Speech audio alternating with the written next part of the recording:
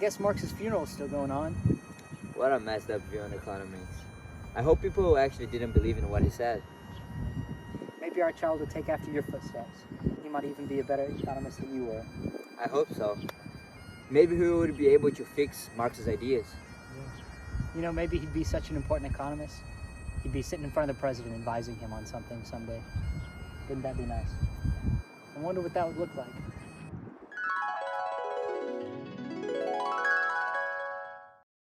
Mr. Trump, COVID is taking over the US and the economy is shutting down. How are we going to solve this problem? Thank you for bringing this to my attention. I understand the severity of the situation, and I'm confident that we can address these challenges. I have a strong team in place, and I will reach out to experts and advisors to develop a comprehensive strategy. Please get me my laptop so I can start coordinating our efforts immediately. Yes, sir. Right on that. It's an honor to speak with you all and to give God thanks for the blessings of freedom. Let me just say, Obama never really got the hang of using this, but I'm here now, and we're going to make it work. I've got a plan, a fantastic plan, believe me. But I'm being told I have to hear your ideas first, so let's get down to business. We're in the middle of a global pandemic, folks, and it's hitting our economy and labor hard, very hard. What's your plan to fix this mess?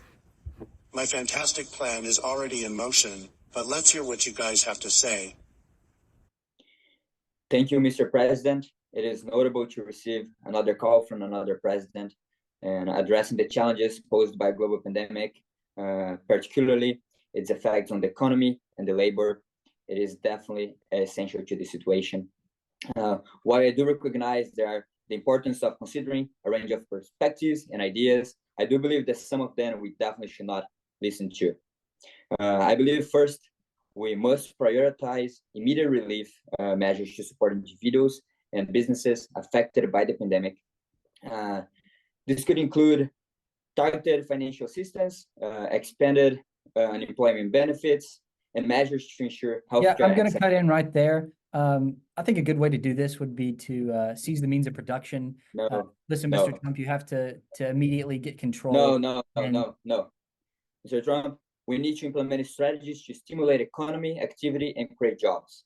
This could involve infrastructure investments, support for small businesses, incentive for industries that have been how are you going to do this? hit. You have to stimulate the economy and seize the means of production. That's how you have to do it. As I was saying, we must work toward building resilience in our economy for the long term.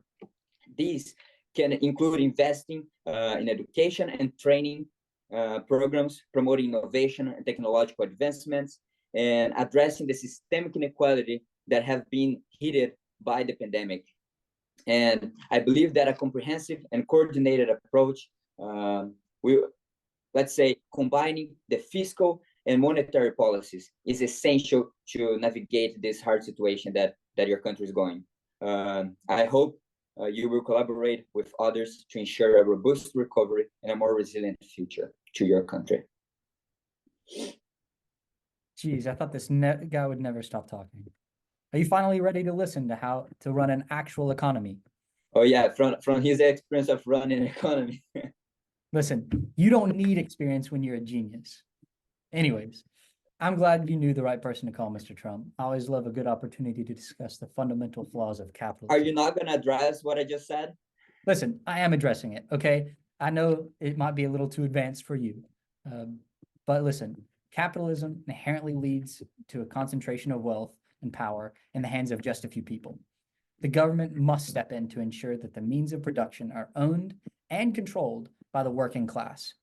This collaborative ownership will eliminate the exploitation and create a more equitable society for everybody to live in.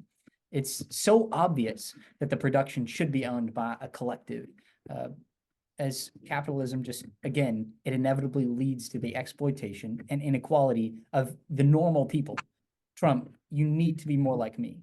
The role of government is to ensure that fair distribution of wealth to protect the rights of workers and take control. Kind of like you did in January 6th, huh? Good try. As my lawyers have stated, that had nothing to do with me. Mr. President, I'm sorry for this responsible communist. While I do acknowledge capitalism imperfections, I believe that government intervention can lead to better outcomes.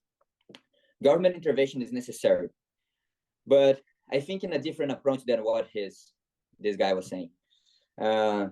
Instead of collective ownership, I propose regulating the economy through fiscal policies, such as taxation and government spending. By managing aggregate demand, we can stabilize the economy and promote growth without undermining the benefits of a market economy. By regulating the economy and adjusting the fiscal policies, we can achieve stability and prosperity for everyone. I know nobody deserves to be in control more than me. But now, any thoughts about what to do with all the labor issues we have here? Well, Mr. President, I believe that the value of goods and services is determined by supply and demand, not solely by the labor input.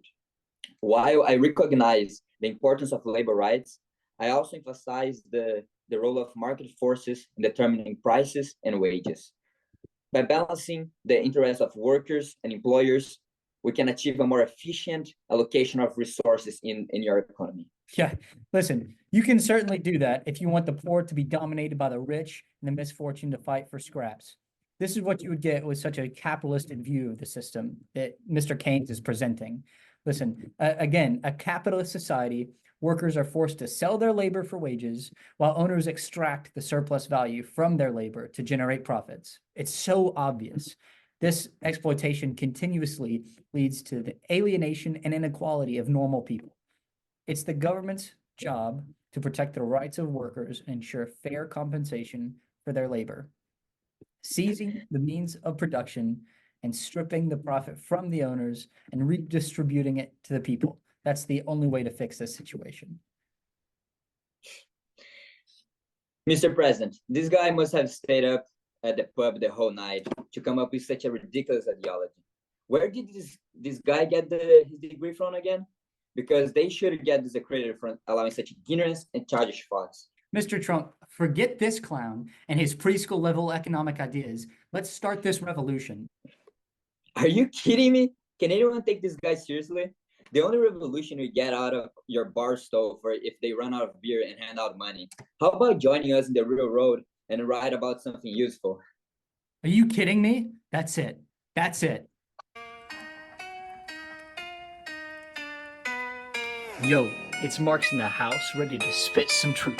Busting down capitalism with my dialectical proof.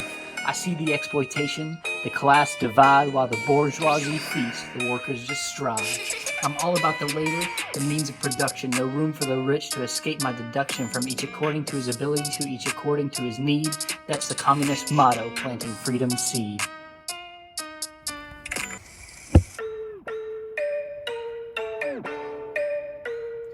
Keynes is stepping in with fears that shake the ground, injecting some demand to keep the economy sound. Marx, your ideas are outdated. It's time to face the facts. We need intervention, not just dialectic acts. I'm all for capitalism, but with a twist. Government spending can fix what the market missed. Stabilizing cycles is moving out the ride. My policies keep economies from taking a nosedive. Keynes, you talk of markets, but who really benefits? The few at the top while the rest face deficits. Capitalism's flaws are clear for all to see. The exploitation of labor, the pursuit of a monopoly. I'm about liberation from wage slavery's grip. It's time to rise up and give power back to the proletariat.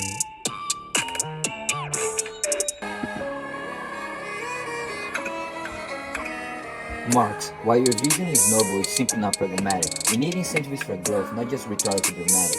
My policies promote stability and growth. With fiscal and monetary tools, I'm not one to boast. But when it comes to steering the economy right, Keynesian principles keep it in flight. That's a funny thought.